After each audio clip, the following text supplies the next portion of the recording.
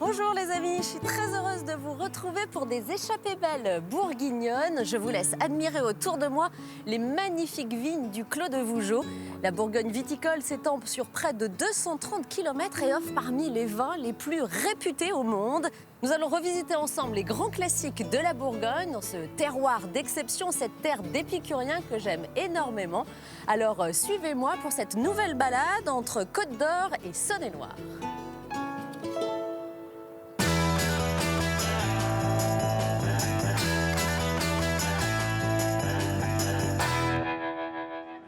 Si Sophie Jovillard a choisi la Bourgogne, nous avons eu la chance d'avoir entre nos mains parmi les terroirs les plus magiques qu'il puisse y avoir au monde, et nous avons la responsabilité de ces terroirs.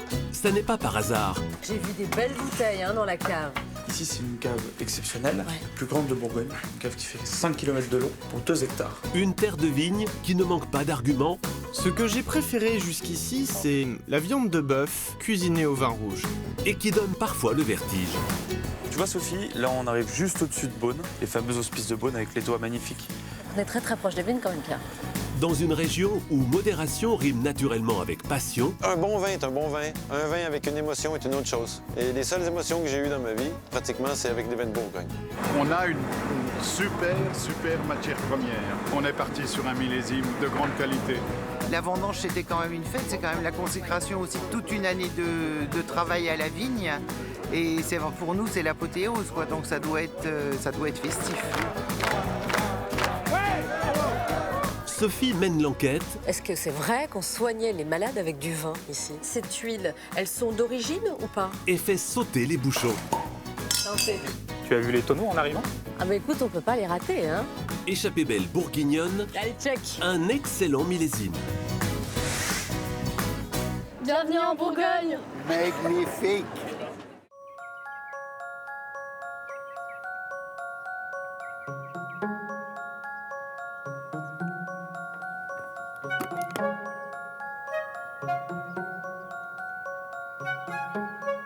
Bonjour William. Bonjour Sophie. Je crois que c'est un beau temps pour voler, non? Écoute, on n'aurait pas pu choisir mieux, je pense. Je suis très heureuse de te retrouver ici à Dijon avec ce bel avion là. Ça s'appelle comment ça comme C'est petit un avion? Robin de 1968 qui a été fabriqué de l'autre côté de la rue, dans les usines Robin à l'époque. Avec un petit avantage, un moteur de 160 chevaux. Il y en a eu 3 de construits en France actuellement. Donc c'est vraiment l'avion idéal pour survoler les vignobles de Bourgogne. En plus, moi, mon voyage s'inscrit vraiment sur la route des vins ici, donc c'est parfait. Et tu vas voir, c'est une vue absolument magnifique et tu vas pouvoir profiter absolument de tout et du beau temps qu'on a aujourd'hui. On y va? Ouais, je grimpe par là? De ce côté-là, Ok. s'il te plaît.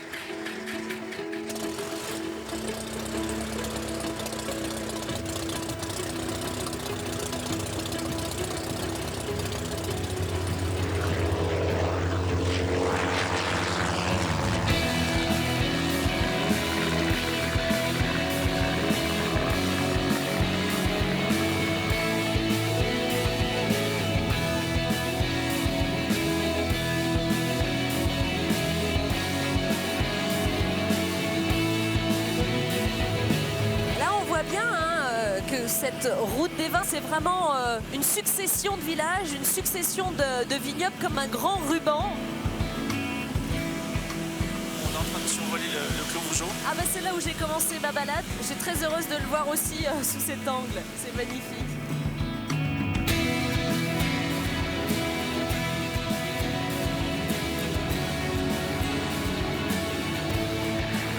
Tu es un passionné d'aviation et d'aéronautique, mais tu diriges ici un célèbre restaurant à Dijon. Hein. Depuis 20 ans, il y a quelques semaines. Ouais. Donc c'est vraiment en survolant ces territoires, tu t'es dit qu'ici il y avait un patrimoine exceptionnel et qu'il fallait qu'on le retrouve aussi dans les assiettes, dans ta cuisine. Les odeurs des cuveries, les odeurs dans les villages, et puis les rencontres, surtout les rencontres des producteurs, de gens qui viennent s'installer. Le cochon, il vient du Saint-Georges, les pigeons, ils viennent des Hautes-Côtes, les fraises, elles viennent de l'autre côté de Messigny. Du coup, tu vas visiter tes producteurs des fois en avion comme nous là aujourd'hui. C'est ça, question d'allier l'utile à l'agréable, on va dire.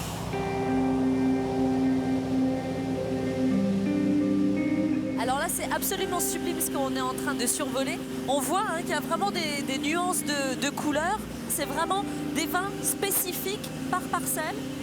On est un peu plus sur de la roche à cet endroit-là. L'autre côté, on sera plus sur une terre qui sera un peu plus foncée. C'est l'effet terroir, comme on dit, climat. Et ces climats sont tellement exceptionnels qu'ils ont été même classés au patrimoine mondial de l'UNESCO Voilà, en récemment. 2015. C'est une reconnaissance pour ce vignoble.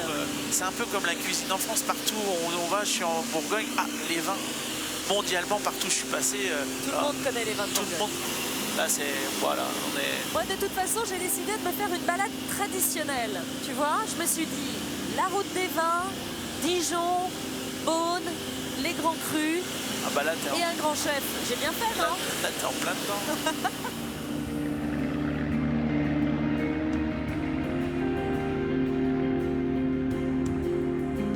Donc je vais travailler un peu parce qu'on va aller se poser sur le terrain en herbe là. Donc on va se poser là dans l'herbe? Oui, on va se poser dans l'herbe parce que du Saint-Georges, c'est la campagne. Ah ouais, non mais c'est improbable de trouver une piste ici au milieu des champs quand même. Tout en douceur.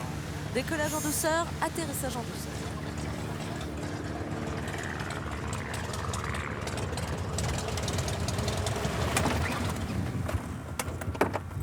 Salut Pierre. Salut. Le plein, s'il te plaît. Ça tombe bien. Ça va? Ouais, Bonjour impeccable. Pierre. Bonjour. Sophie, enchantée. Ah oui, bah alors toi tu fais le plat avec du bon parce que j'aime beaucoup ce que je vois écrit là sur ce carton là.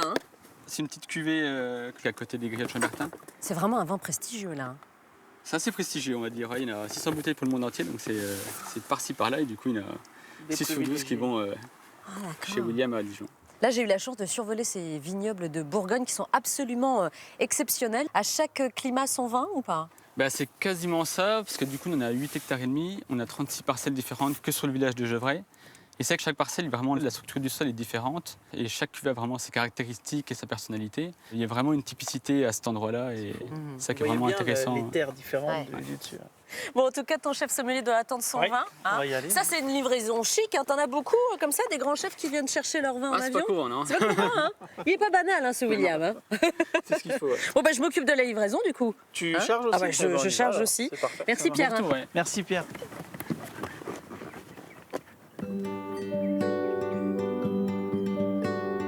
Pour comprendre le vignoble de Bourgogne, il faut comprendre ce qu'est un climat.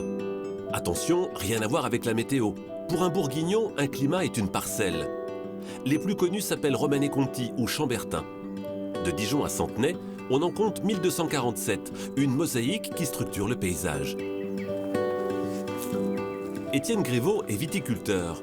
À quelques jours des vendanges, il visite chacune de ses parcelles et goûte le raisin. Il passe au crible le jus, la peau et même les pépins.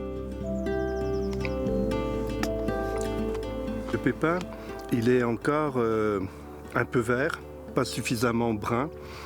Il a encore un petit peu d'amertume. Donc on est vraiment dans un secteur qui demande encore à mûrir. Un peu plus haut, dans une parcelle qui s'appelle Au Brûlé, plus au soleil, le raisin est déjà mûr. C'est tout le charme de la Bourgogne. Les vins rouges proviennent tous du même cépage, le pinot noir. Mais chaque climat lui donne un goût différent. Certains de ces climats sont à peine plus grands qu'un jardin. Même si nous sommes dans le même terroir, la terrasse du bas est plus humide, plus fraîche. Et c'est vrai qu'à quelques mètres près, nous avons une maturité complètement différente. Et toutes ces nuances, toutes ces différences vont apporter à chacune des cuvées, selon le lieu où elle est produite, une typicité différente, toute particulière et caractéristique du terroir sur lequel la cuvée a été produite. Et le dernier élément qui caractérise un climat, c'est la main de l'homme, le savoir-faire du vigneron. Et quand on a la chance d'évoluer dans des complexités de sol pareilles, on a le devoir d'être un bon vigneron, de chercher à tout prix la quintessence, la perfection dans notre métier. Nous avons eu la chance d'avoir entre nos mains parmi les terroirs les plus magiques qu'il puisse y avoir au monde, et nous avons la responsabilité de ces terroirs. Car la tradition viticole est très ancienne dans la région. La bibliothèque patrimoniale de Dijon renferme quelques trésors. Dans les manuscrits de l'abbaye de Cîteaux, l'historien Guillaume Grillon exhume les plus anciennes traces écrites de l'exploitation du vignoble au XIIe siècle. On a ici donc une scène, une lettre S, qui est enluminée avec un petit personnage qui est en train de tailler la vigne. Donc ça montre bien que le moine qui a copié, écrit ce manuscrit avait connaissance de la viticulture par ses gestes et par ses outils. Les moines vont développer la science du vin, apprivoiser au fil des siècles ces parcelles toutes différentes les unes des autres. Les moines, en fait, reçoivent des parcelles qui sont déjà nommées et déjà délimitées. Le plus célèbre climat, qui est le champ Bertin, en fait, le champ de Bertin, ça veut dire le champ d'un certain Bertin. C'est à partir du XVIe siècle que le vignoble va prendre la forme qu'on lui connaît aujourd'hui. Les ducs et les moines n'ont alors plus les moyens d'entretenir les vignes. La noblesse parlementaire dijonnaise les rachète et met en avant le pinot noir. Donc ces parlementaires dijonnais vont arracher les parcelles et vont vouloir un retour sur investissement rapide et valoriser leur production en insistant sur le terroir, sur le nom de la parcelle, retrouver dans les caractères du vin le caractère du lieu. Et ça, c'est la notion de climat. Tout est en place pour qu'émergent les grands crus de Bourgogne. Les célèbres bouteilles de la Romanée Conti, par exemple, naissent ici, sur une parcelle grande comme 2 terrains de football. Le commerce va connaître son essor grâce aux négociants. Les marchands de tissus, par exemple, mettent à profit leurs réseaux commerciaux pour exporter du vin. De grandes maisons s'installent à Beaune. Elles investissent son immense dédale de caves pour y élever leur vin. La maison Drouin existe depuis 1855.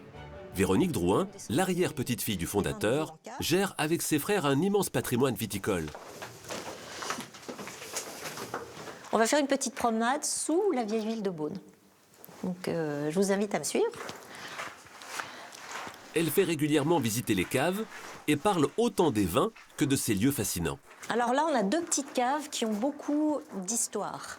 C'est un petit peu la mémoire de la maison. Et puis il y a cette porte derrière vous qui a été baptisée la porte de la liberté, qui est la porte par laquelle mon grand-père, pendant la guerre, s'est échappé pour aller se cacher aux hospices. La Bouzaise.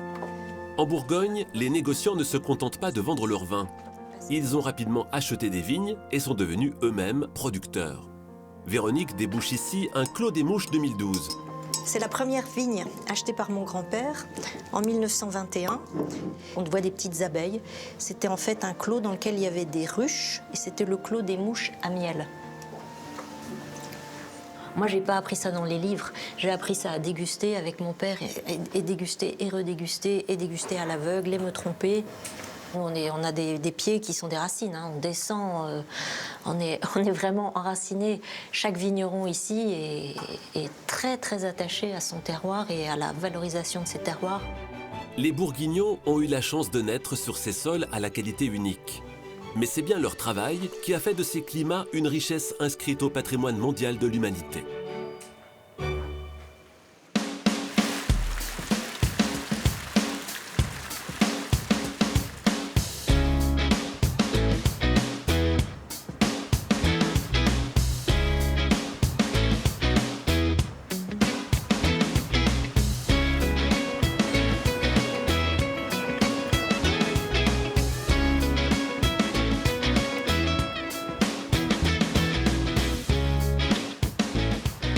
Je t'en prie, Sophie. Tiens, Maxime, le colis de Pierre. Bonjour. Voilà une belle bonjour. Chef sommelier, alors là, tu fais un très beau métier. Hein. Oui, j'aime bien aussi. Effectivement. Et puis là, on voit, hein, ça c'est prestigieux d'avoir ça. Ça veut dire que là, on fait partie de l'élite des sommeliers, non? Et qu'il est responsable de la cave aussi dans notre maison. Tu es de la région, toi? Oui, je suis de sud de la Bourgogne, en Bresse. Donc les vins de Bourgogne font partie de tes préférés? Oh, je n'ai pas de préféré. J'aime beaucoup la Bourgogne parce que je suis ici, bien évidemment, mais j'aime tout ce qui est bon. Alors là, ici, je trouve ça très beau et très, très élégant. C'est très doux en plus, hein, dans les... Ça te rappelle rien, il n'y a pas si longtemps? Ce qu'on a survolé? Nos climats, voilà. Ouais. On a voulu faire un restaurant bourguignon 2020, un peu comme notre cuisine aujourd'hui. C'est-à-dire de repenser les codes sans que ça soit poussiéreux, redondant. Les fauteuils moutarde, tu as des grappes de raisin qui sont stylisées sur les côtés. Bon, de toute façon, le vin est tout le temps partout, hein, dans toutes les discussions ici. C'est le caviar, c'est notre pétrole à nous. Donc je te laisse cuisiner et moi, je veux bien visiter ta cave. C'est possible? Ça marche. Bon, je t'abandonne, chef. À plus tard.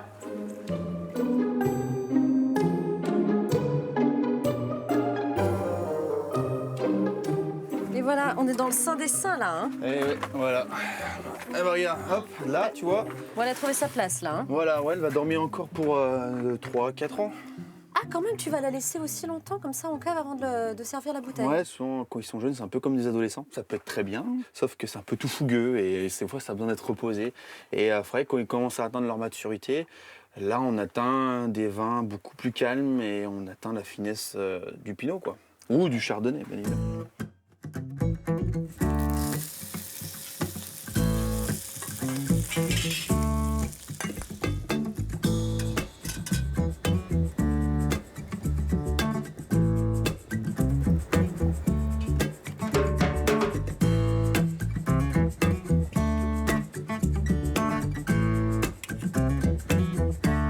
Ça va, tu t'en sors, chef? Oh, que c'est bon. Bah écoutez, j'étais sur le point de terminer justement.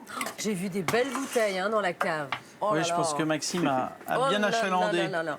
Mais ce que je vois là dans l'assiette, Voilà. c'est absolument superbe. Et c'est un petit peu notre dernière vision de ce fameux coq au vin, avec les lardons, les petits oignons, les champignons tournés, les petites pommes de terre aussi tournées. Alors j'ai hâte d'entendre ton avis là sur ce plat et surtout hein, sur ce magnifique accord mets-vin. Le vin, il n'est pas là pour passer dessus le plat, mais il est là pour apporter le sel et le poivre. Donc là, la fraîcheur de ce terroir des Ételois de Pierre va jouer avec la texture croquante, le soyeux de ce vin jouer avec le côté fibre mais très délicat de la viande. Et puis après, il y a l'étincelle du vin, le terroir, le génie du terroir bourguignon qui fait que paf, et là ça éclate, et là ça va juste finir l'assiette et juste finir la bouche pour en revenir sur un autre verre et sur une bouchée. Du coup, ça donne envie de goûter. Hein.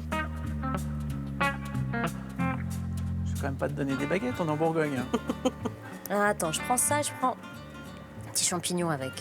Puis t'as la farce. C'est juste très beau.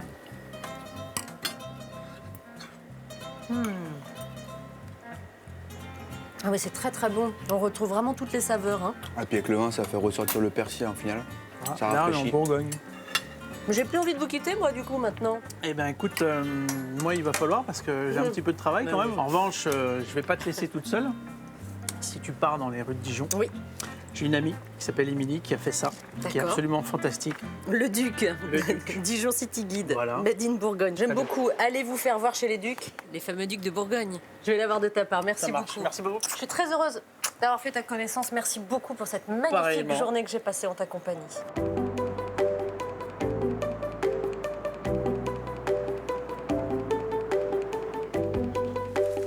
On reçoit ce pain d'épices en pavé de 6 kilos. On découpe à l'arrière-boutique. Et voilà.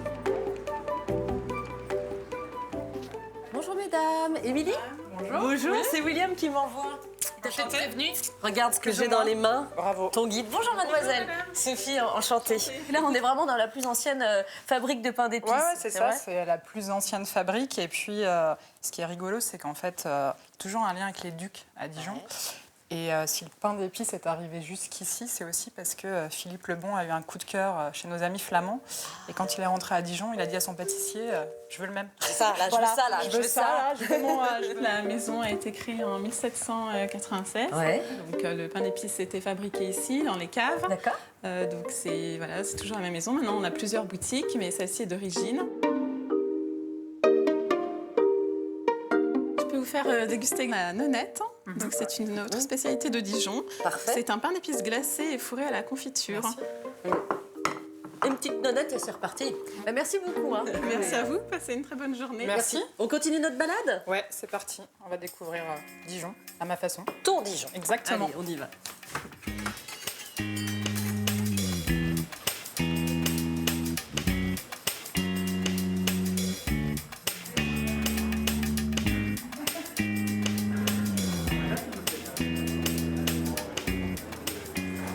Donc là, on arrive un peu dans ce qui est sympa à Dijon. C'est le côté un peu musée à ciel ouvert, quoi.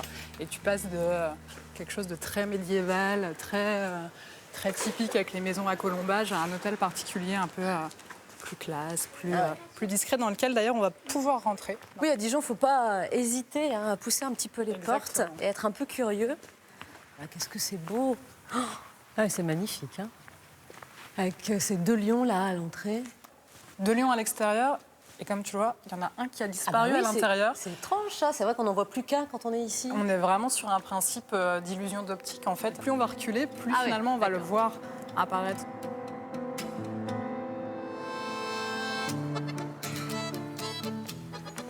J'ai trouvé quelqu'un qui marchait plus vite que moi. Ouais, moi je suis une tarée. On a dit qu'on se baladait, on a dit. Ah oui, c'est vrai. Attends, voilà. Je me remets dans un rythme. Voilà.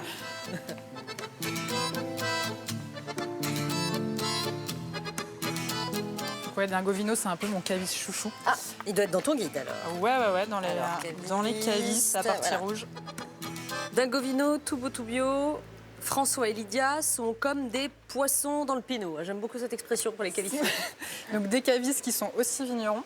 Ils font des cuvées un petit peu rigolotes. Ils ont envie de s'amuser. Et moi, je travaille avec eux en fait sur tout ce qui est design d'étiquettes. Ça, c'est une autre de tes activités parce que tu n'es pas seulement auteur de guide. Tu as plusieurs vies. Hein. C'est ça, plusieurs casquettes, plusieurs vies. Toujours dans la gastronomie, le monde du vin. Exactement, le tourisme. Ça va, t'as une belle vie. Enfin, un peu comme la mienne, quoi. C'est pas mal.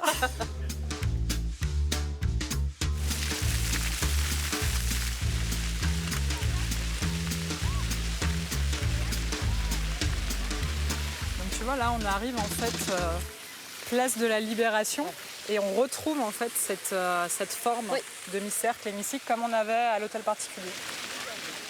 Ici, on est devant le Palais des Ducs et des États de Bourgogne.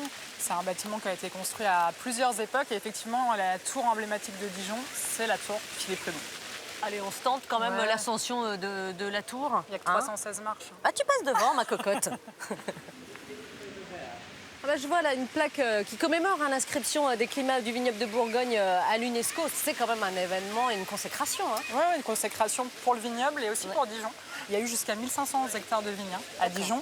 Donc on peut vraiment parler du kilomètre zéro de la route des vins ici à Dijon. Oui, c'est ça, c'est ça. Tout commence ici. Ouais, je suis au bon endroit. C'est ça.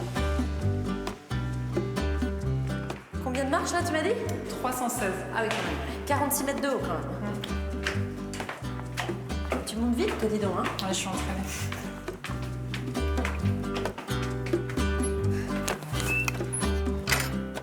Ah oui, alors là, tu m'offres une vue imprenable sur la ville. Hein. Il n'y a pas plus haut, ça? Il n'y a pas plus haut. On peut pas faire mieux. C'est un peu la tour quand même emblématique. On est vraiment au cœur de la ville. Ouais. Et puis, depuis peu, en plus, on peut venir boire l'apéro ici. Ah, c'est sympa, ça. Ouais, c'est plutôt pas mal. C'est l'office de tourisme qui organise ça, en petit comité. Et coucher de soleil, kir, gougère. Donc là aussi, tu vois, c'est les halles, donc le marché couvert. Je vais aller y faire un petit tour. Je peux te rejoindre après? Bien sûr. Moi, je serai au boulot. T'amèneras le petit déj comme ça. Top là, je te ramène un petit jambon persillé. Ça marche, avec du blanc par contre. À 10h, super.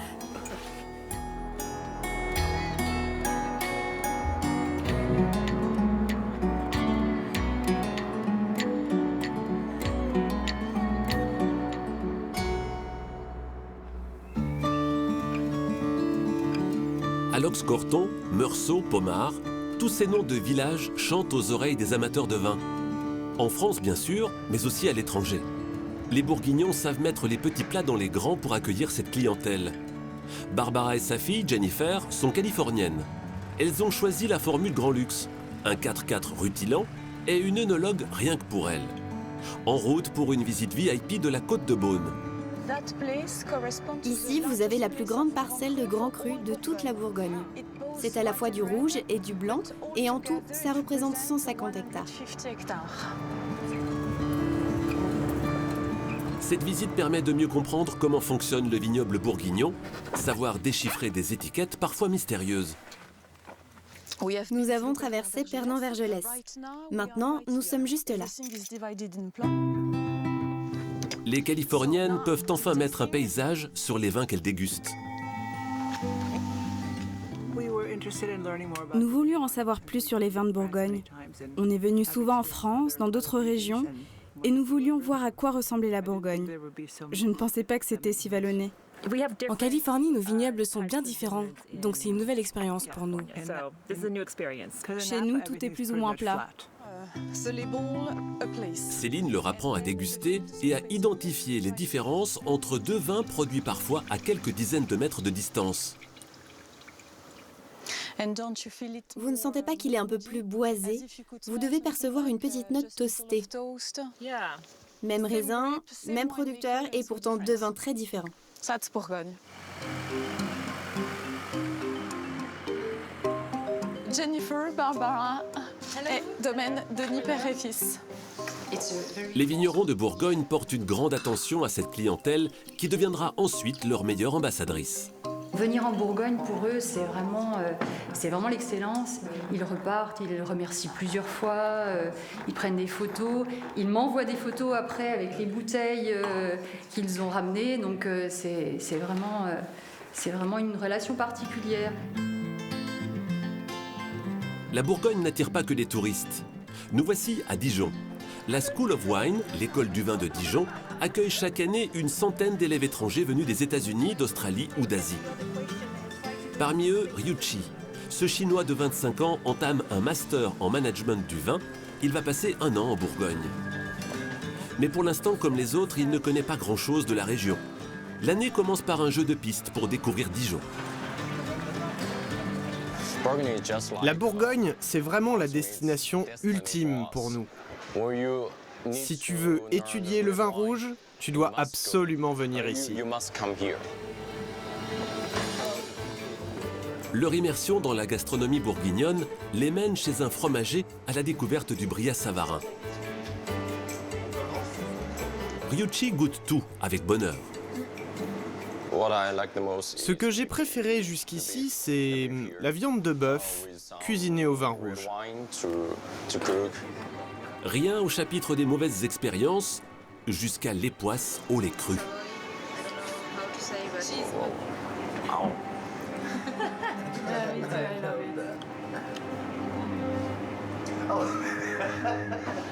Ça y est, je crois que j'ai trouvé un produit que je n'aime vraiment pas du tout. Trop fort, vraiment trop fort. Réunis en séminaire, les étudiants assistent à des conférences des plus grands spécialistes français et mondiaux dans le commerce du vin. C'est ce que Ryuichi vient chercher durant cette année en Bourgogne, un savoir-faire d'excellence. J'aimerais me servir de cette expérience, m'inspirer de la culture bourguignonne pour monter mon propre vignoble en Chine. Il y a déjà beaucoup de vins en Chine, et si on les travaille bien, ils peuvent devenir très bons.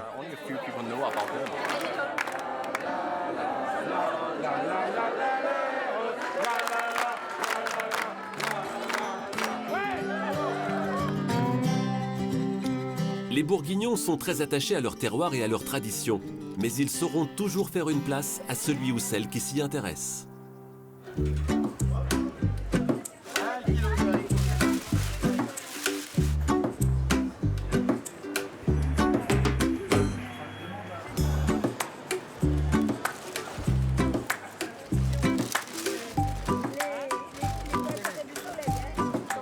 Bonjour monsieur.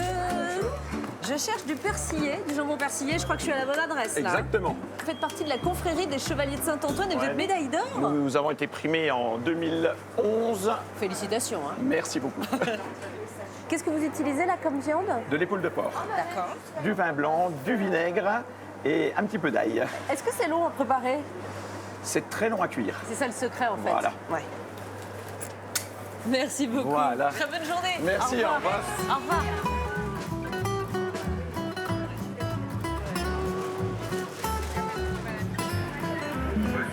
Eh bien écoutez, je vais prendre un petit morceau d'époisse. D'accord. S'il vous plaît.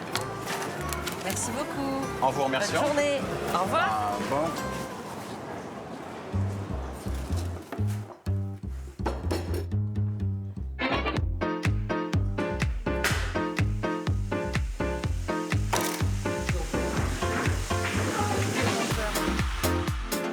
La partie de goulot juste dans le bain. Pareil, là c'est un peu coincé. Donc, si vous voulez, Ah, Sophie. Ça va, Émilie? Ouais, ça va et toi? Bonjour, messieurs. Bonjour. Bonjour. Sophie, les bras chargés. Voilà, Merci. beaucoup. Bonjour. Philippe. Sophie, enchantée. François. Salut François. Donc Philippe, photographe. Ouais, on est chez toi ici? Eh oui. Et voilà. Très beau Dans le studio studio. photo. Très beau studio. Et François, c'est Dingo Vino. Ah bah voilà, on est Voilà. passé devant chez toi. C'est ça. On a vu quelques belles bouteilles. Ah bah les voilà. Voilà. Exactement. En situation. On a travaillé ensemble sur le design des étiquettes en fait. C'est un outil qui va aider les revendeurs, hein, qu'ils aient une jolie photo pour présenter cette gamme, quoi. Ah voilà le résultat. Ah ouais, Voilà, c'est donc. super beau. Ah ouais, c'est super. Ah ouais. On prend en photo ces bouteilles de vin comme on prendrait en photo une marque de luxe, un produit de luxe. Et là, elle te plaît alors Super. cette photo? Super. Je pense qu'on va rajouter un peu de vin et puis de la nourriture. Que Ah bah tu très as bien. amenée, je Ah bah oui, avec grand plaisir. Je peux participer moi, Allons-y, du coup? avec Ah bah, plaisir. Je vais ramener ma fraise, enfin mon jambon persillé surtout. Allez. J'ai pris un petit bout de comté. Regarde. Ah, voilà, standard. Eh ben voilà, c'est gourmand ça. C'est la Bourgogne. Et puis on va peut-être le goûter ce jambon persillé, non? On y va. Tout se retrouve dans la photo, hein. J'ai l'impression. La générosité, les bons produits. On essaye. Et la qualité. Allez, tching. Ouais, santé. Santé. Bonheur.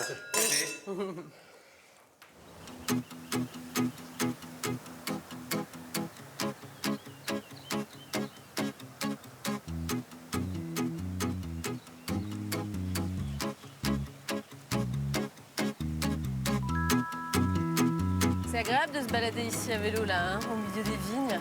C'est un peu un retour aux sources pour toi? Bah ouais, j'ai grandi dans un village viticole en fait. Ouais. Où ça exactement? À Savigny-les-Baudins.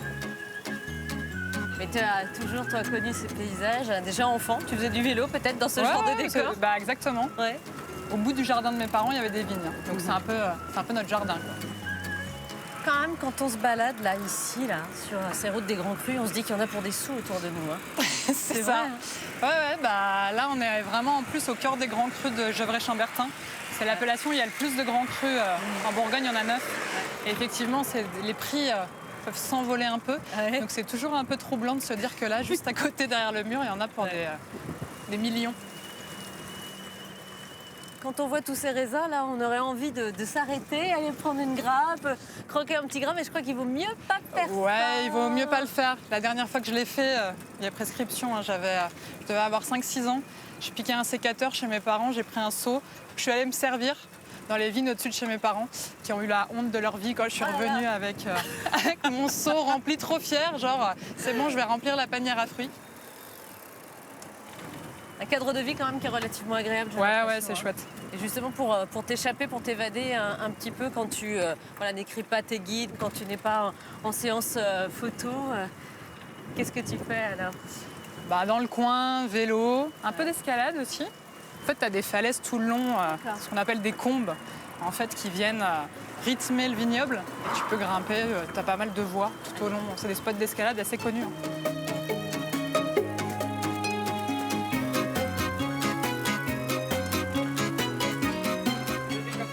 L'eau, hein, comme ça, il y en aura. On est arrivé. Voilà nos nouveaux copains. Ouais, ce sont eux. Bonjour, bonjour. Bonjour. Bon ben voilà, hein, on est prête pour l'escalade. Salut. Bonjour. Ludwig et Max. Salut. Bonjour. Bonjour Max. Salut. Bon, c'est avec vous qu'on grimpe? Oui, c'est avec nous aujourd'hui, tout est prêt, tout est là. Okay. Parfait. Il n'y a plus qu'à y aller. Et bon, on vous suit.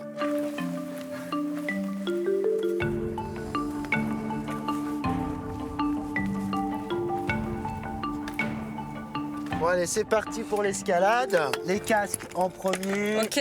Merci. Tenez. Ok. Voilà, on remonte bien le harnais. Ok. Voilà, perfect. Tu es prête? Merci. Pour l'ascension. Et donc du coup, moi je passe par là? Ouais, tu passes par là. Ok. Bah, c'est parti, hein? C'est parti. Ouais, ça c'est super. Voilà, tout cool, calmement, on monte.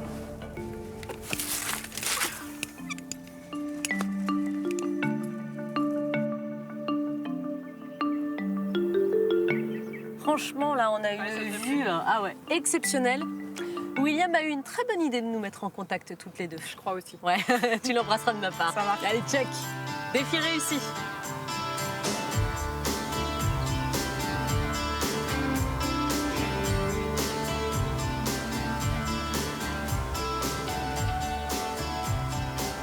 Partir à l'ascension des coteaux escarpés de Bourgogne sans être un grand sportif, c'est possible.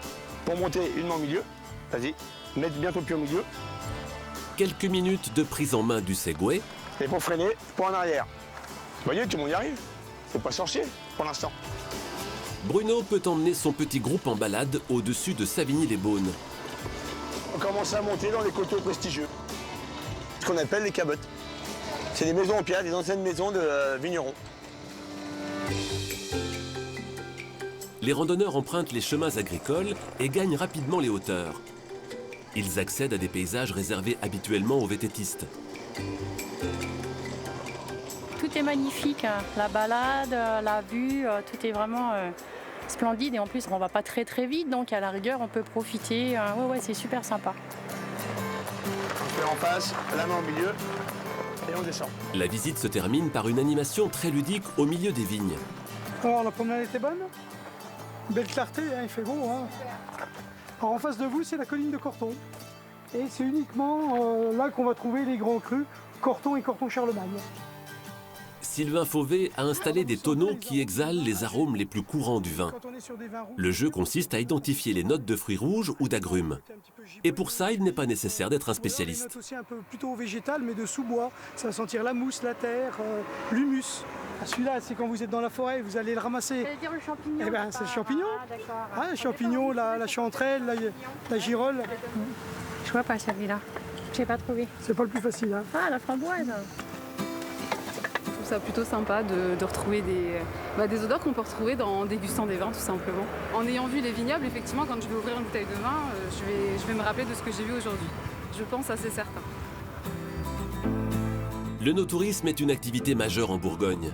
Le vignoble accueille 30% des touristes qui visitent la région. Une clientèle étrangère haut de gamme, prête à tout pour pousser la porte des grands domaines et même à payer pour vendanger. C'est ce que propose le château de Pommard, une visite en immersion pour satisfaire la curiosité des passionnés. Prenez un sécateur et un seau, s'il vous plaît. Attention de ne pas vous couper. Et n'hésitez pas à enlever les feuilles. Elles sont inutiles maintenant et vous verrez mieux les grappes.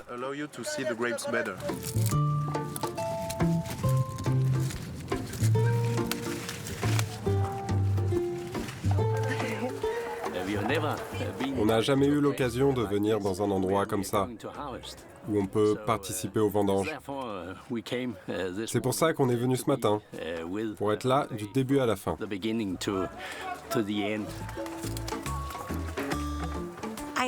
Ce que j'ai préféré, c'est goûter le raisin.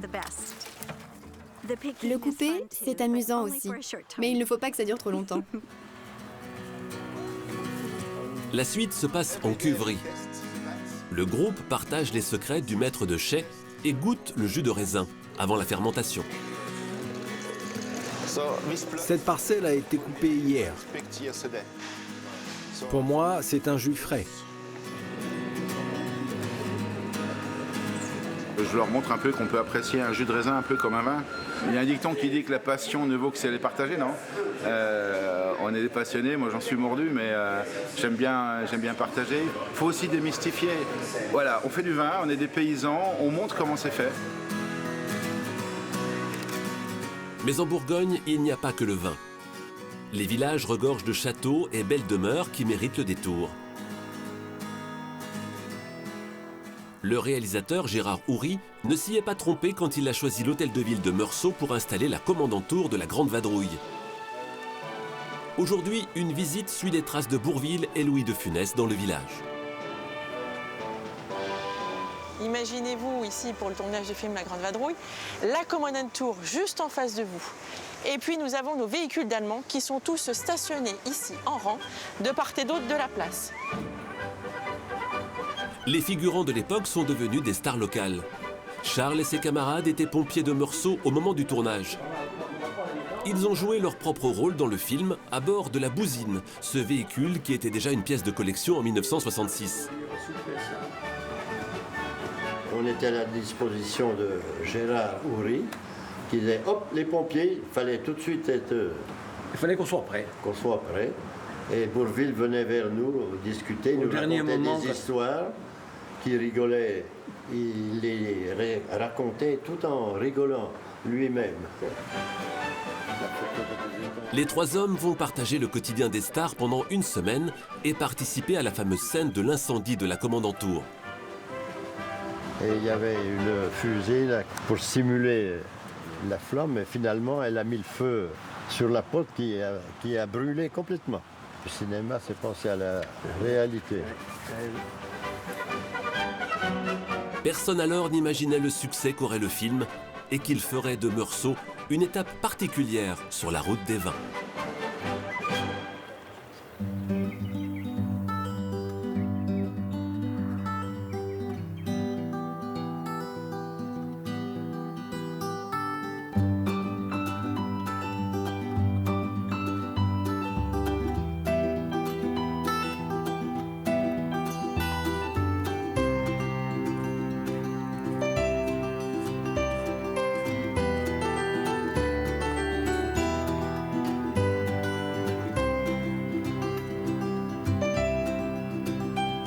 Salut Sophie. Ah, salut Hugo.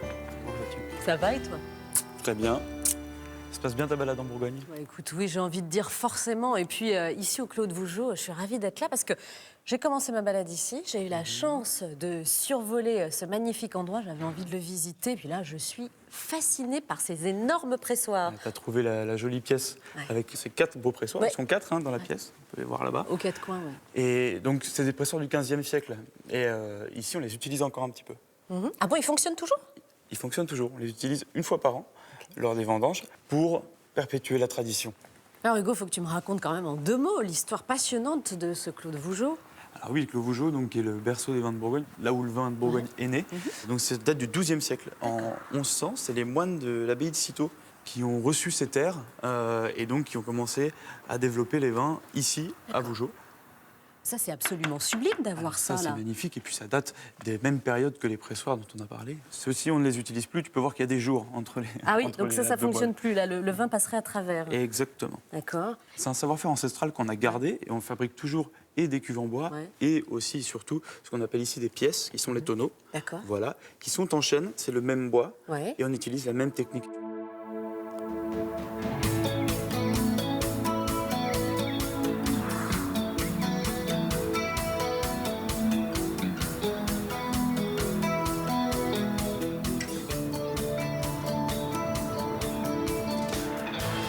Toi, tu as toujours connu ces vignobles. Là, tu as vraiment grandi ici. Ah oui, parce que moi, je suis né à Dijon et puis donc en Côte de Nuit. Et puis j'ai grandi à Centenay en Côte de Beaune. Ouais. Voilà, j'ai toujours baigné un petit peu. Forcément. Tu es un peu un enfant de la route des Grands Crus. C'est ça. C'est ça. Exactement. Et du coup, tu as vraiment axé ta vie professionnelle autour du monde du vin? Alors oui, mon boulot de tous les jours, c'est de trouver des domaines de jeunes viticulteurs et puis d'en faire la promotion auprès des restaurateurs et des cavistes bourguignons. Ok, tu te balades. Je me balade dans les vignes. Une fois n'est pas coutume, c'est moi qui conduis. C'est vrai. Hein, donc profite du paysage. C'est agréable, je peux regarder la route.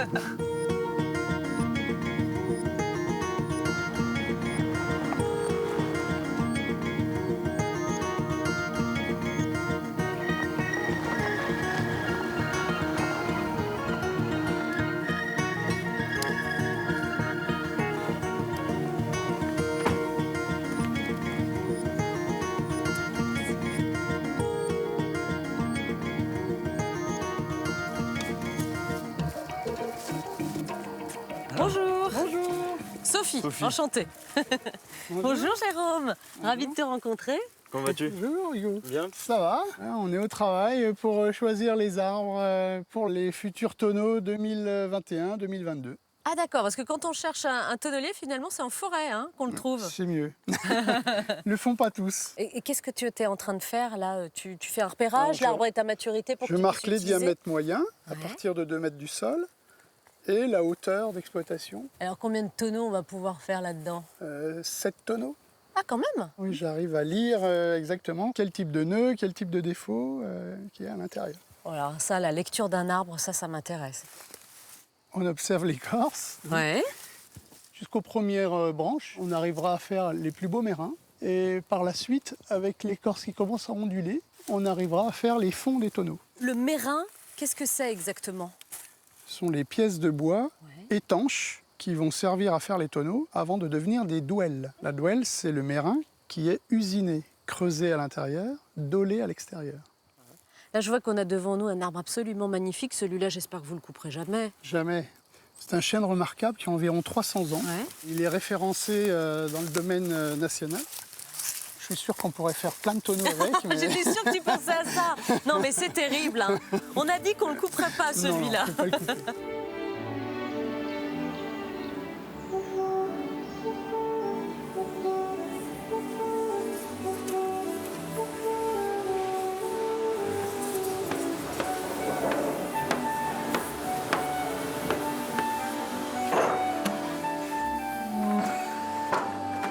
Donc là, on est à mon atelier. Il y a mon fils, ma fille, Samir, Bonjour, qui œuvre avec nous. Quelles sont les grandes étapes alors de fabrication d'un tonneau? Raconte-nous tout ça.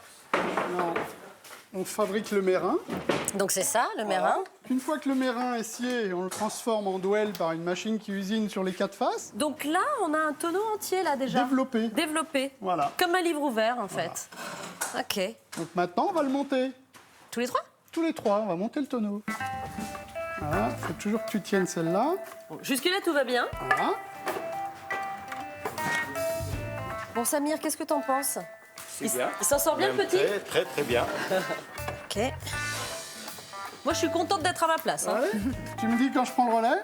Non, laisse-le. C'est très simple. Il est concentré. Je suis très concentré sur ce que je fais. Fais pas tout tomber, hein. Et comment tu en es venu, toi, à ce métier, alors, Jérôme? J'ai vu un reportage à la télévision, un mérandier qui choisissait ses arbres en forêt. Et je me suis demandé comment il faisait pour savoir ce qu'il y avait à l'intérieur du tronc d'arbre et dire cet arbre-là fera un excellent tonneau. Donc ça t'a fasciné, tu t'es dit, allez, je me lance. Exactement. Hein? Attention.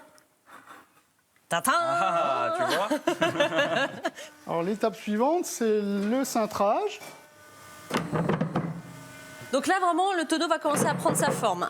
On a mouillé le bois, là, un petit peu pour l'assouplir? Alors on le mouille, on le chauffe pour que la vapeur attendrisse la matière, qu'on puisse le cintrer sans le casser. D'accord, là, c'est ta fille qui s'en occupe. C'est bien, tu transmets. Ensuite, on va le chauffer. On utilise la température pour extraire les arômes. Sacré coup de main, hein, t'as vu? Oui, là. Si on peut t'aider, n'hésite pas. Oui, en même temps, Sans son tonneau. il faut sentir. On peut? Ah oui, il faut le sentir, oui. Ah, c'est incroyable, sans. Ça te fait penser à quoi? Ça fait penser un peu à la boulangerie. Mais oui, c'est ça, on dirait de la farine. De viennoiserie. Ah, ouais, qui sort du four. Plutôt dans les vins blancs, ce genre d'arôme. Plutôt dans les vins blancs, et on le laissera plus longtemps pour les vins rouges. Donc voilà un tonneau fini, complètement fini. Presque. Comment ça, presque? Ah, il manque un petit détail. Ah ben voilà, ta signature. C'est un tonneau qui se vend combien, ça, à peu près? Autour des 700 € hors taxe. Ouais, c'est le prix de l'excellence. Et donc, du coup, on peut même dire qu'il n'y a pas que les vignerons qui font les grands crus de Bourgogne. Hein. Il y a aussi les tonneliers. Voilà. Heureusement qu'ils sont là aussi. Exactement. La Bourgogne cache des trésors culinaires méconnus qu'il faut savoir dénicher. Thierry Bezeux est un spécialiste de la truffe de Bourgogne. Aujourd'hui, il organise un atelier pour expliquer les secrets de cette cueillette un peu particulière.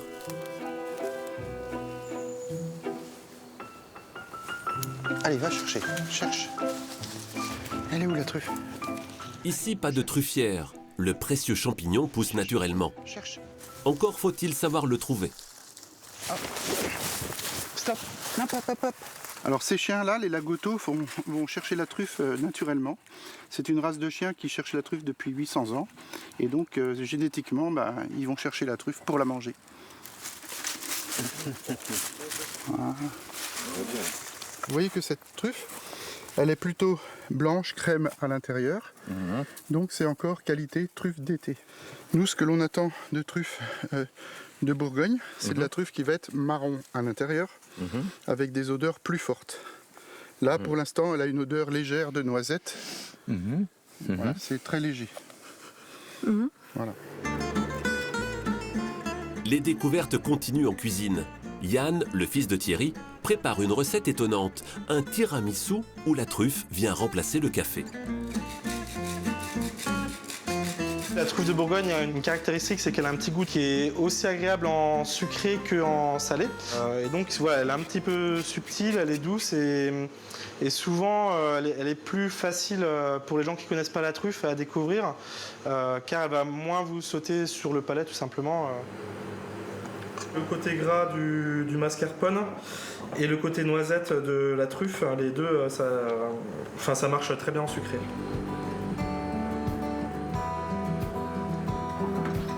Si la truffe de Bourgogne réserve quelques recettes surprenantes, la gastronomie régionale peut aussi compter sur des valeurs sûres, des produits emblématiques comme la vache charolaise. Stop. Pousse. Émilie Janin fait partie des éleveurs qui donnent à cette race ses lettres de noblesse. Pousse, pousse, pousse. Allez, New, pousse. Allez. Elle n'achète pas de céréales. Ces bêtes se nourrissent exclusivement dans les prairies de l'exploitation ou avec des fourrages produits sur place. Ce qui est important pour les gens, c'est que la viande soit tendre et qu'elle ait du goût. On a une viande qui a une saveur particulière, mais on voulait aussi que la viande soit de meilleure qualité d'un point de vue sanitaire, qu'il n'y ait absolument pas de résidus de pesticides, d'OGM ou d'antibiotiques. Émilie a un troupeau d'une centaine de bêtes qui passeront 4 ans sur l'exploitation. Elle porte un grand soin au bien-être animal. On ne connaît pas toutes leurs noms par cœur. Par exemple, celle qui me regarde là, je ne connais pas son nom, celle-ci non plus. Parce qu'on va dire qu'elles sont assez discrètes, c'est des vaches qui ne se font pas trop remarquer. Par contre, il y en a d'autres. Là-bas, c'est la chef. C'est elle qui dicte la loi dans le troupeau, quoi, en fait. Donc elle, on la connaît bien. Une fois par semaine, Émilie accueille les clients à la ferme. Alors, ton lot, il est prêt, là. Elle vend toute sa production en direct. Les plus fidèles parcourent plusieurs dizaines de kilomètres pour venir chercher leur colis. Nous, on part du principe que si on a des producteurs de viande, que ce soit de bœuf, d'agneau, de cochon, de volaille, à proximité, il est évident qu'il faut acheter sur place. D'abord, ça fait vivre les agriculteurs, et puis en plus, on est sûr de la qualité de la viande. Des fois, c'est très drôle parce que sur les réseaux sociaux, ils republient des photos de leurs petits plats qu'ils ont cuisinés à la maison en nous disant « Ah, ça, regarde ce que j'ai cuisiné, c'était très bon, merci la ferme de Minière ». Ça, c'est vraiment une belle récompense, quoi. Merci, rentrez bien. Au revoir.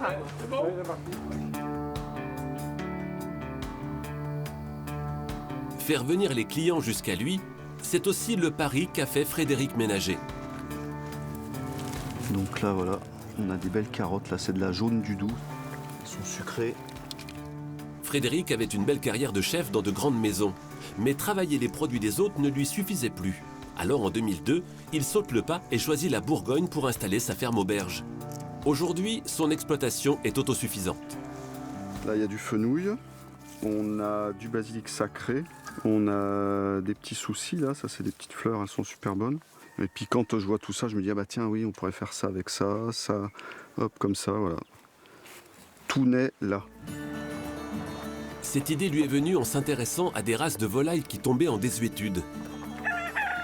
Depuis près de 20 ans, il élève des barbezieux, coucous de rennes, la flèche, autant d'espèces élevées en bio qu'il contribue à préserver. Ici, tout ce qu'on élève, c'est uniquement des animaux de variété ancienne, parce que c'est des races qui sont beaucoup plus intéressantes au niveau gustatif. Ma difficulté de chef de cuisine, c'était de trouver de la bonne volaille, et je me rendais compte que celles que je faisais, elles étaient mieux que celles que j'achetais. Quand il s'est lancé, Fred Ménager faisait figure d'original. Lui voit dans cette entreprise un aboutissement. Le chef s'offre une maîtrise totale de sa cuisine. Il sublime ainsi les classiques de la gastronomie française et élève la cuisson de la volaille au rang d'art. Une belle volaille, quand on la découpe, il faut qu'elle soit ferme, il faut qu'elle soit grosse, grasse. Et puis, il faut qu'elle fasse un petit peu de poids quand même. Il faut que la peau soit bien croustillante. Voilà.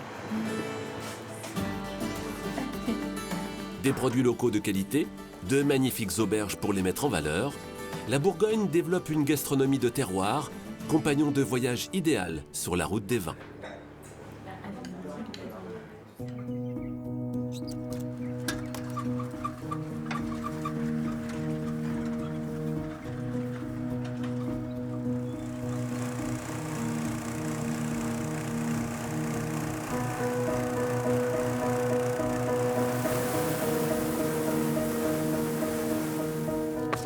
Bienvenue à bord d'Arlequin. Merci Pierre. Merci Pierre.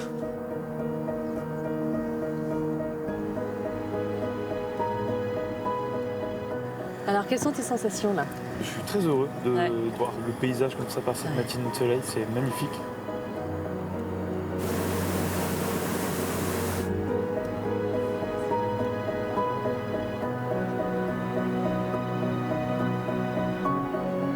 Tu vois Sophie, là on arrive juste au-dessus de Beaune. Là tu peux voir qu'on a les vignes et puis après on repart tout de suite vers le centre-ville. On va trouver les remparts et au centre des remparts, les fameux hospices de Beaune avec les toits magnifiques. Oui, puis Beaune est vraiment au milieu des vignes et on prend la mesure de l'importance aussi des vignobles de Beaune. Ah oui, effectivement, alors tu peux voir que c'est très très étendu les vignobles de Beaune et puis qu'on a vraiment une grande richesse puisque on a un côté qui est côté Pommard, puis on a un côté qui est côté Savigny. Sur tous ces endroits-là, on ne fait pas les mêmes vins, on n'a pas les mêmes vignerons et c'est pour ça que c'est la capitale des vins de Bourgogne. Ah, il y a ma maman qui me demande si je suis dans une montgolfière qui vole au-dessus de Beaune en ce moment. C'est drôle. Eh ben écoute, tu lui as répondu oui. Ah bah oui, et la maison est juste là. Ah, ça. Écoute, on va faire coucou, on sait jamais si elle nous voit. Bon, à ma droite, j'ai entendu crépiter l'appareil photo, hein. Un peu, oui. Vous avez fait plaisir, ça vous a plu ce vol? Ouais, très bien, très bien. De voir Beaune du haut comme ça, les toits vernissés, c'est vraiment très très sympathique. Vous êtes de quel coin, vous deux? On est en Afrique, on habite à Abidjan. Ah, voilà. Super. On adore la région et on apprécie y revenir parce qu'à chaque fois on découvre de nouvelles choses. C'est magnifique, la France elle est belle. Voilà. Et la Bourgogne en particulier. Franchement. Voilà.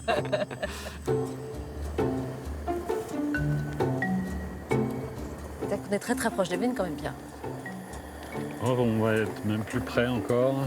Et si on vendangeait aux montgolfières? En voilà une idée. C'est une excellente idée. Bon là ça va, hein, on voit que le raisin est bien mûr. Hein.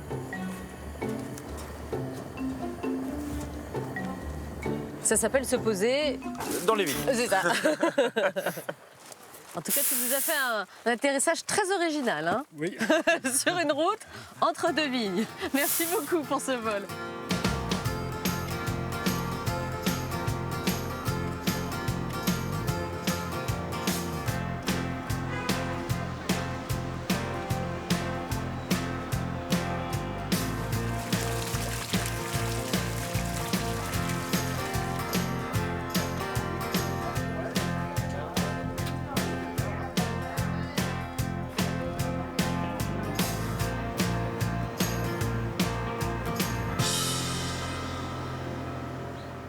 Alors tu vois Sophie, si je t'ai emmené ici, c'est parce que je voulais que tu comprennes un petit peu comment Beaune était construite. On est vraiment construit sur un dédale de cave. D'accord.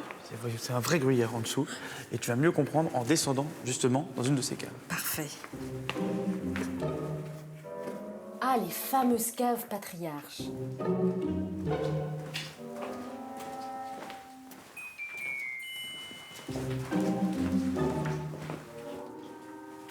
Ah tiens, regarde, c'est sympa, ils ont mis des petits panneaux pour qu'on puisse se localiser dans la ville. Oui, parce qu'on est vraiment en dessous. Hein. Ah oui, on est rue d'Andelot. Ah oui. Ah, tu m'as pas menti, c'est un véritable labyrinthe là. Hein. Ici, c'est une cave exceptionnelle, la plus grande de Bourgogne.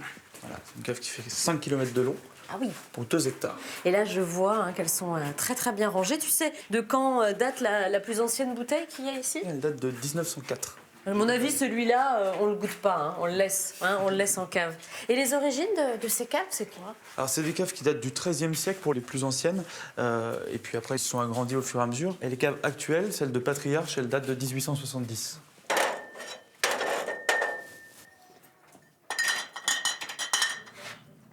Bonjour. Salut Hugo. Bonjour Luc, ça va? Très bien. Bonjour, c'est Sophie. Bonjour, enchanté. Bonjour Jean-Luc. On vous dérange en plein boulot là? Ah, voyez, je suis en plein empilage là. La méthode de nos ancêtres, donc avec des lattes, évidemment, des petites lattes de chêne. Et pour les côtés de bouteilles, on prend des petites cales que l'on fabrique. Bouchons, en fait. On le fabrique avec des bouchons liège. Bon, écoute, rien ne se perd. Je vais le continuer. Donc, ici les bouteilles. Ah oui. Après, il faut aligner les bouteilles de ce sens-là. Et en vertical de ce sens-là. Disons, c'est au cordeau, hein. J'ai ma petite règle. Et voilà. Et donc après, je me sers de ma petite cale. Tu la mets où, la petite cale? juste en bout, vous voyez, je pose la bouteille. D'accord, Et voilà. c'est Et pour la ça que ça bouteille ne bouge pas. Combien de bouteilles il y a ici exactement dans la cave? Un peu plus de 2 millions. Ah oui, donc toi, tu es susceptible de pouvoir ranger 2 millions de bouteilles, quoi. Ah oui, mais il faut un moment quand même. Ah bah oui, c'est sûr. Tu les comptes? Tu les comptes, non? On fait l'inventaire, oui, C'est on vrai fait l'inventaire. Oui. Et pour vérifier Ouais. si c'est un bon caviste, Mais non, fais pas ça. Tu m'as fait peur. c'est un excellent caviste. Ah ouais, bravo. Merci beaucoup. Bon courage pour la suite. Ben, merci Sophie. Allez, bonne visite. Salut Hugo. Merci, À la prochaine. On va essayer de pas se perdre sur le retour. Et je vais finir ma pile. Bon courage.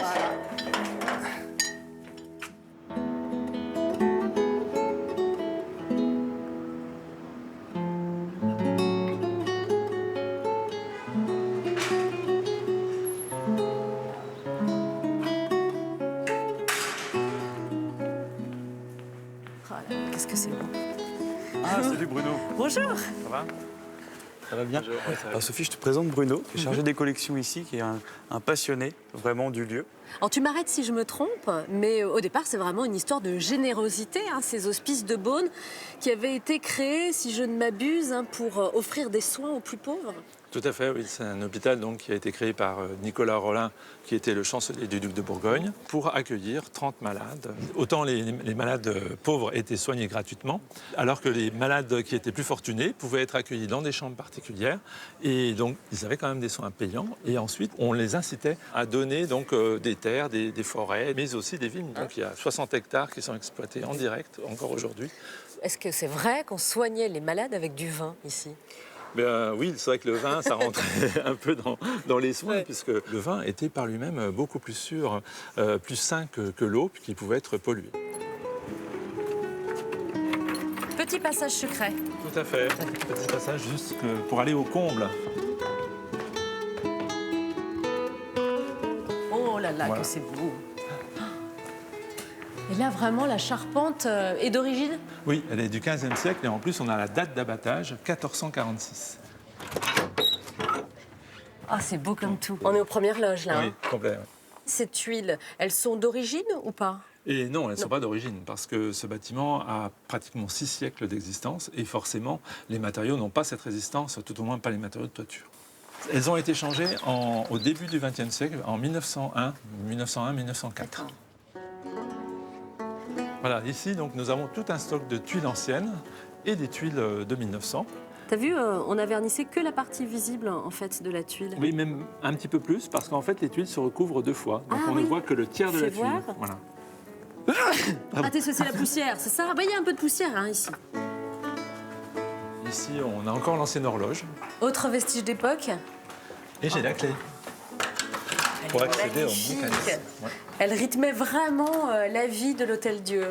Tout à fait, oui, toutes les heures, les demi-heures, les quarts d'heure.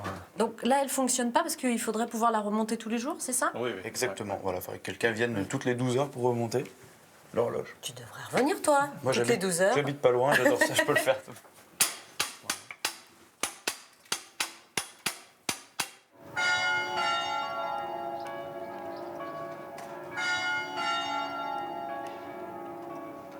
Bon, bah Hugo, c'est ici que nos routes se séparent devant les hospices de Beaune. Ah oui, c'est un bel endroit pour faire ça. Exactement.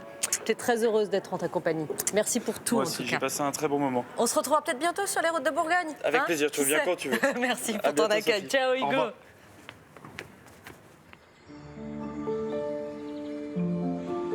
C'est le rendez-vous de la fin de l'été. 100 jours après la floraison, les baies de raisin sont gorgées de soleil. Plus de 40 000 travailleurs saisonniers affluent sur la Bourgogne pour commencer les vendanges.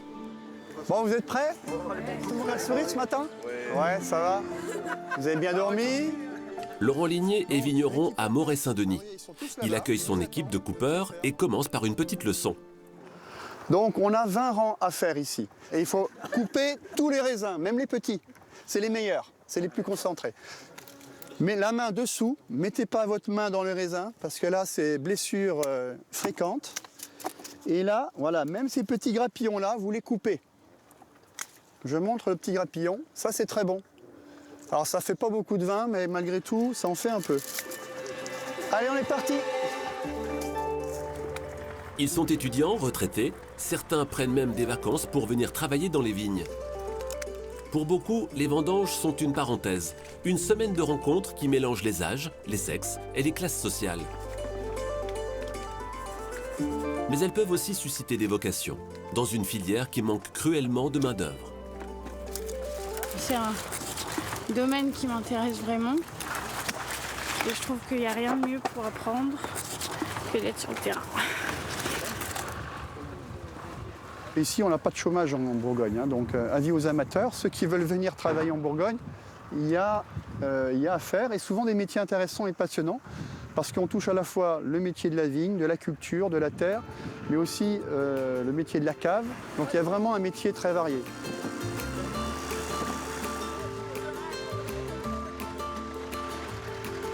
Nombre de domaines en Bourgogne sont de petites exploitations familiales. Alors, pour cette semaine cruciale, il faut recruter une équipe sur laquelle on peut compter.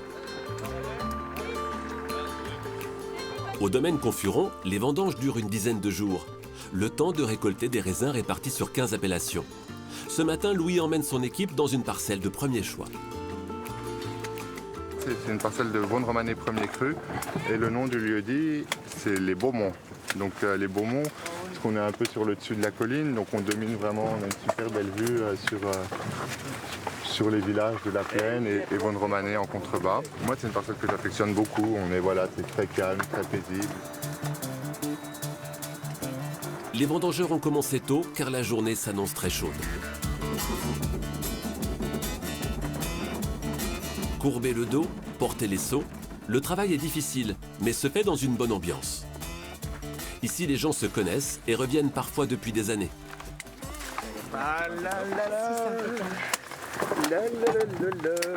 Première vendange en 85, 1985. Depuis 35 ans, c'est devenu des amis, des grands copains, tout ça. Et puis on se retrouve toujours une petite bande. Et puis voilà, c'est comme je dis, moi je viens pas ici pour travailler, je vais en vacances.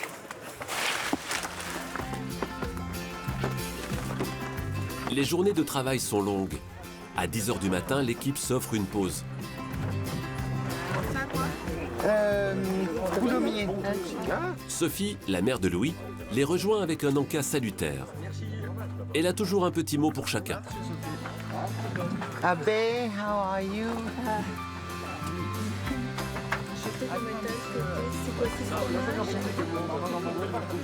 Je pense que c'est un des rares métiers qu'on peut transposer il y a 200 ans. C'était pareil, la vendange c'était quand même une fête, c'est quand même la consécration aussi de toute une année de travail à la vigne. Et pour nous c'est l'apothéose, quoi, donc ça doit être festif.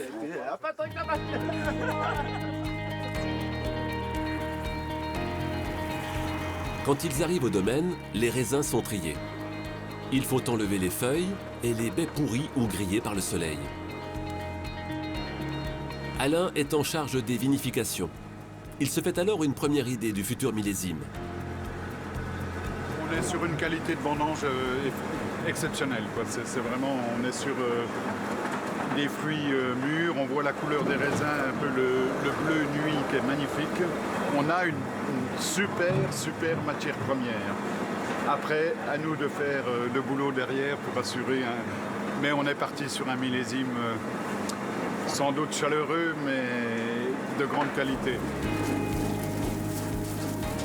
Le raisin a eu chaud. Il est refroidi avec de la glace carbonique et part ensuite en cuve pour commencer sa fermentation. La semaine de vendange est hyper importante pour moi. C'est vraiment, c'est pas mes vacances, mais c'est pas vraiment mes vacances parce que physiquement c'est très dur. Mais c'est la joie de rencontrer tous ces amis, tous ces gens qui ont participé aux travaux de vigne avec nous au courant de l'année. Ça, pour moi, c'est du bonheur, la période de vendange. C'est vraiment que du bonheur.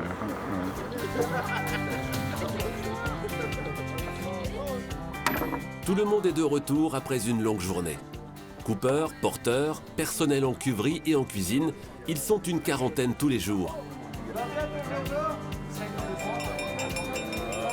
La plupart sont hébergés sur place, alors malgré la fatigue, la soirée s'étire. Avant de se terminer dans la plus pure tradition bourguignonne. En tout cas, je renouvelle les remerciements là, à tous. Vous avez fait un boulot super et tout, c'était génial. on va faire un bon bourguignon.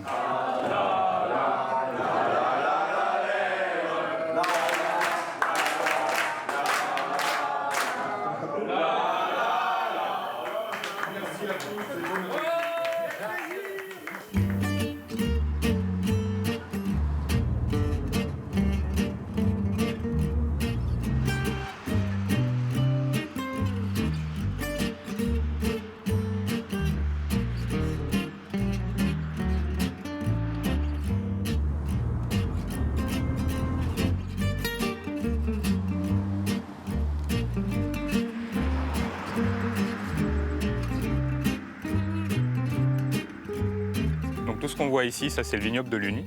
Luny, c'est l'une des plus grosses communes viticoles du Mâconnais. Ça représente 350 hectares de vignes. Donc sur notre commune, on a 3 différents terroirs et qui ont les noms des appellations. L'appellation n'est obtenue qu'à partir du cépage chardonnay? Oui, l'appellation Mâcon-Luny, c'est uniquement pour le cépage chardonnay. Une certaine... Cherche Anthony. C'est moi. C'est toi. Pardon, je te coupe en pleine explication. Bonjour. Ça va bien? Très bien. Alors, messieurs, dames, est-ce qu'il en parle bien de ces vignes, Anthony? Magistralement. Ah bon? Magistralement, il ouvre plein de pistes.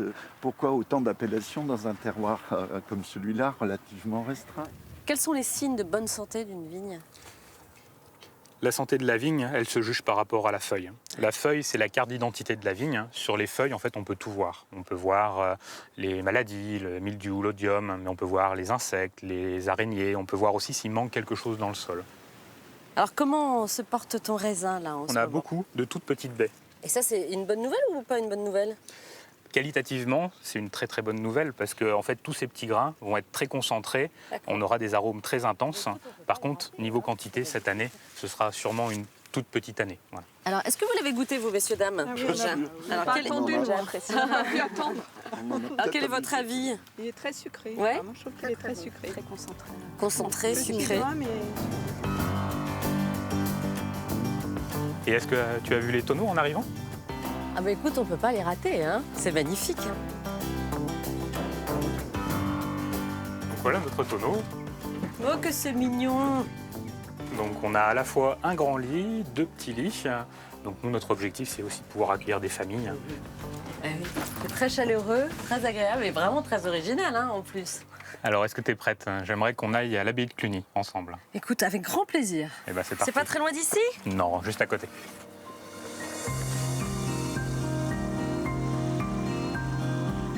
Quel lien on peut faire entre l'histoire de l'abbaye et le monde du vin? C'est les moines de Cluny et les moines de Cîteaux qui ont travaillé sur toutes les techniques qu'on a aujourd'hui. Ils ont travaillé sur les cépages, sur la vinification. Toutes ces techniques-là, on les doit aux moines.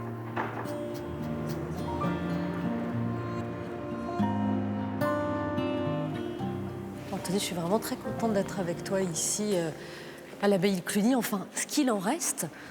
Et encore, en fait, il reste à peu près 5% de ce que représentait la Maior Ecclesia. En fait, c'était comme ça qu'on parlait de l'abbaye de Cluny. Il faut bien se dire que l'église, dans son ensemble, faisait à peu près 180 mètres de long. On avait des voûtes qui étaient à plus de 30 mètres de haut. Cluny, début du XIe siècle, ça représentait 1400 monastères et dépendances dans toute l'Europe, et également à peu près 10 000 moines qui étaient affiliés à l'abbaye de Cluny. Oui, c'était un des édifices religieux les plus importants d'Occident. Il avait une importance capitale, c'était en fait la plus grande église de toute la chrétienté avant la construction de Saint-Pierre de Rome. Mais qu'est-ce qui s'est passé ici? C'est à la Révolution qu'on a commencé à démanteler le site? Oui, en fait, à la Révolution, l'abbaye de Cluny devient un bien national. Et à ce moment-là, l'abbaye de Cluny est vendue à un entrepreneur qui va se servir en fait de l'abbaye comme une carrière. Incroyable. Donc ça veut dire qu'il y a plein de maisons là, ici, autour, qui ont été construites avec les pierres de l'abbaye? Oui, en fait, si on se balade dans la ville de Cluny, on voit de ci, de là, des pierres qui faisaient partie de cet ensemble.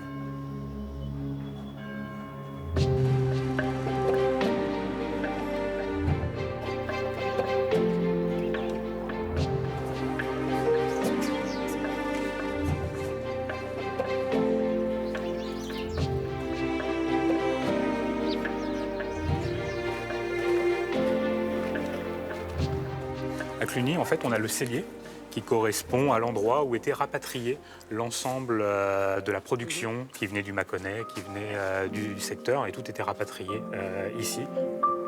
Ah ouais, je comprends pourquoi tu aimes bien cet endroit. C'est vrai que ça donne une belle perspective. Hein. Ouais, on peut imaginer à quoi ressemblait le cellier à l'époque des moines. Et son importance, hein. C'est vrai que quand on imagine des lignées de tonneaux, c'est vrai que ça devait faire une sacrée impression. Oui, c'est ça, une belle cave, ce qu'on appelle une belle cave. Oui.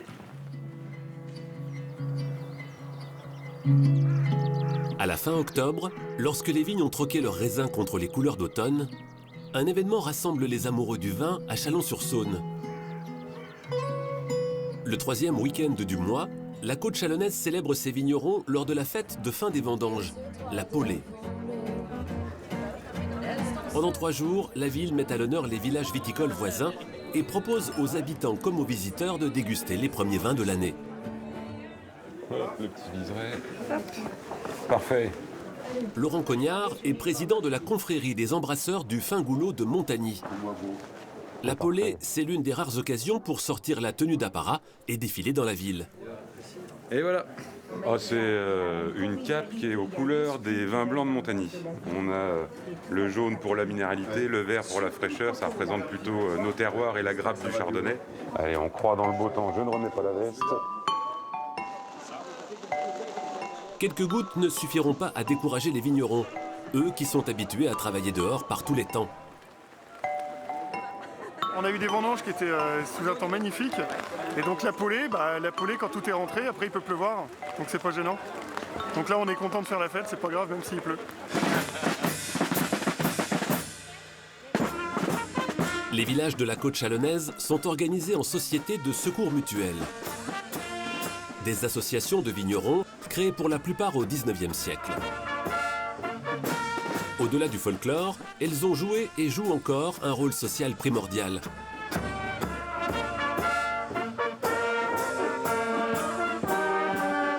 Aujourd'hui, la société de secours mutuel, c'est l'entraide entre vignerons qui existe avant la Première Guerre mondiale. Les hommes étaient partis à la guerre, il fallait du monde pour subvenir aux besoins de l'exploitation. Et du coup, c'était l'entraide entre voisins en cas, malheureusement, de décès. Aujourd'hui, c'est plutôt une fracture, une maladie pour aider un confrère à pouvoir honorer son travail de vigneron pendant l'année avant la récolte.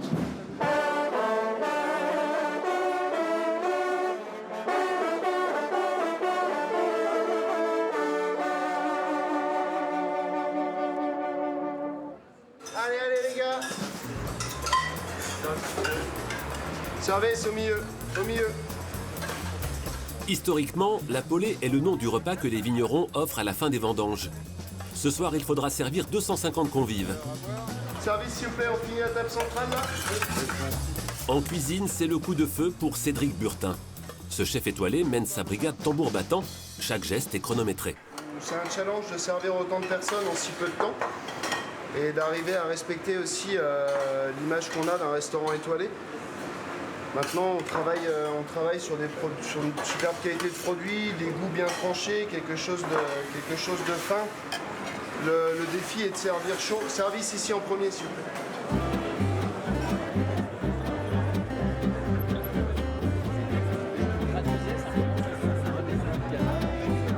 C'est l'occasion de se rappeler nos racines, le terroir, d'où on vient, mais avec le raffinement d'une soirée comme celle-ci et un moment de convivialité, de partage et mieux connaître ceux qui font le vin.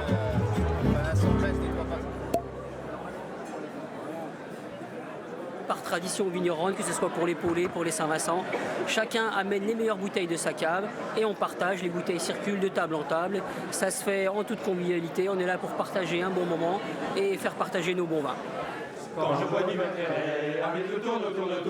Les vignerons n'ont pas que leur vin à faire découvrir. La chorale masculine de Mercuret travaille toute l'année pour animer cette soirée de la Paulée. Des chants traditionnels venus de toute la France et des chants locaux que la salle pourra reprendre jusqu'au bout de la nuit.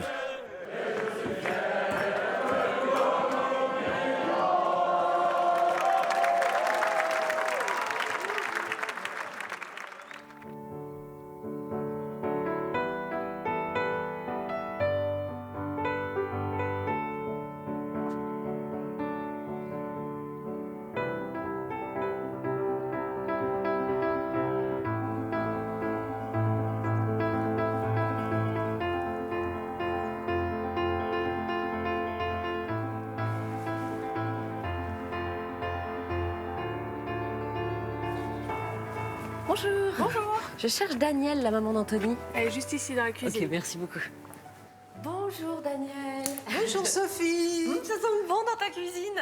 Ah, nous avons fait des madeleines pour nos hôtes, justement. Tu as bien dormi? J'ai bien dormi, j'ai même goûté tes madeleines ce matin au petit déjeuner. Parfait, C'était très parfait, joli ce parfait. matin parce que j'avais les vaches qui sont venues Oui, dire bonjour. et est-ce que tu as vu le soleil qui se levait, qui était magnifique ce C'était matin? superbe là, sur la vallée. Là. C'est un grand bonheur.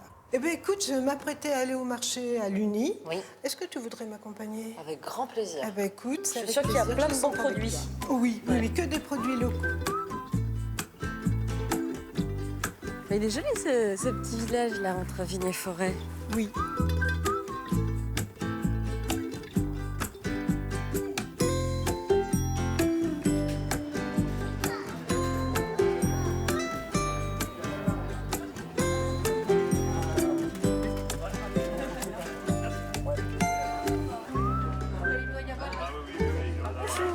Bonjour monsieur. Aujourd'hui, je suis avec Sophie.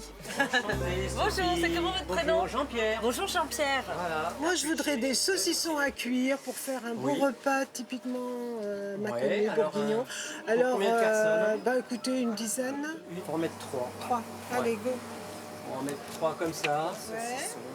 Très bien. Alors là, je vais les faire à la vapeur. 25 minutes, pas plus? Non, 25 minutes. D'accord. Et il ne faut pas les piquer hein, pour pas qu'ils les gardent leur piquer. jus à l'intérieur. Voilà, hein. C'est ça le exactement. secret. Hein. Sinon, c'est Donc du porc. ça hein. permet, c'est du porc.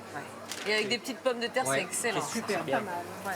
Et voilà, 3 à cuire. Voilà. Merci. Voilà. Merci Voilà. beaucoup. Bonne Merci journée. beaucoup. Au revoir. Bonne journée. bientôt. Au plaisir. Au revoir. Au revoir. Bonjour messieurs. Bonjour. Je voudrais des petits fromages de chèvre pour midi. Ah bah très bien. Donc, je vais prendre. Vous allez déjà- goûter déjà pour commencer. Ah, ça, c'est sympa. voilà une bonne idée. Tout 100% chèvre. Non, pas tout. Nous on fait de la chèvre et de la vache. D'accord, ok. Tout à 100%. Oh là là. Oh, c'est bon ça. Très bon. Bravo, ils sont excellents vos fromages. Eh ben, je vais en prendre 3 comme ça. Ouais. Eh ben, merci beaucoup. Merci. Au Bonne revoir. journée à vous. Merci. Au revoir.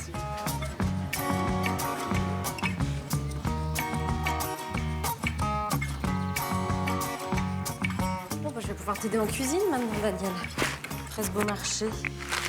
Et qu'est-ce que tu vas préparer? Bah, écoute, j'ai prévu des œufs en meurette. Alors moi, je les fais avec du vin blanc. Nous sommes dans le Mâconnais. Suivi par les saucissons que nous avons achetés chez notre charcutier. Parfait. Je peux t'aider à faire quelque chose? Alors après, en dessert, on a prévu donc des gaufrettes mâconnaises. Ok, chef.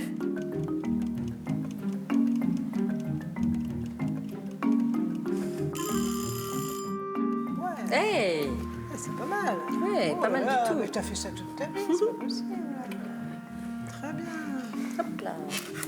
Et celle-là, elle est parfaite. Ah ben voilà. Je termine les gaufrettes pendant que tu fais les emmerettes. Oui, oui, tout à fait, c'est bien. Continue.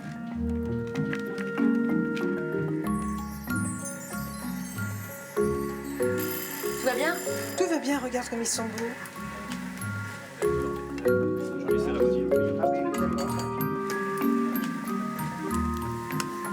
Alors, des petits champignons, des lardons, des crotons. Pas de repas bourguignon sans œufs en meurette. C'est vrai que c'est un plat qu'on fait très fréquemment. Je remets un petit peu de sauce. Voilà. Allez, c'est très généreux. Oui, c'est une petite entrée sympathique. Une petite entrée. Voilà. C'est parti. 1, 2, 3. Allez, go. Et voilà les œufs en meurette. Bonjour. Ouh là là. Bonjour messieurs. Bonjour monsieur. Ah, je vous sers. Donc Joseph, mon grand-père. Ah, le patriarche. Voilà, Ravi de exactement. vous rencontrer. Sophie, enchantée. Robert, mon père. D'accord, ok. Je m'installe à côté de vous, Robert. Oui, avec plaisir. Et le grand frère? Frédéric. Salut. Voilà. Bon, Fred, hein. Allez, Fred. Salut, Fred. Et bah, bon appétit. Bah oui, bon appétit. C'est bien que vous soyez tous en famille. Ici, Anthony, c'est important pour toi de rester comme ça. En famille, c'est le clan. Un peu, non? On a toujours été ensemble. Hein. Les maisons sont les unes à côté des autres. Hein. Et c'est vrai qu'on a l'habitude de toujours vivre en famille, de travailler la vigne en famille. Ouais. Et Il n'a jamais changé. ça n'a jamais changé. Et ça ne changera pas. C'est très très bon en tout cas, Daniel. Ici, c'est vous qui avez créé tout ça, là, ici. Hein? Les vignes. Oui, et on faisait plus de travail manuel dans les vignes que maintenant. Et c'est vrai qu'en plus, à peu près partir des années 60, est arrivée la mécanisation et les premiers tracteurs. Et notamment, on a la photo de papy sur le tracteur, assez fier quand même du premier tracteur. Vous vous en souvenez de votre premier tracteur? Oui. Oui. En tout cas, ce qui est très touchant, c'est de voir toutes ces générations réunies, de voir que le nom Lafarge est resté sur votre propriété, dans votre domaine. Je suis très heureuse de pouvoir partager ce moment-là avec ta famille, Anthony. Merci beaucoup, en tout cas, de m'accueillir à votre table. Voilà, ce sont des moments comme ça que j'aime, moi, dans mes voyages, des moments de rencontre comme ça, de générosité, des moments joyeux. Merci encore, les amis.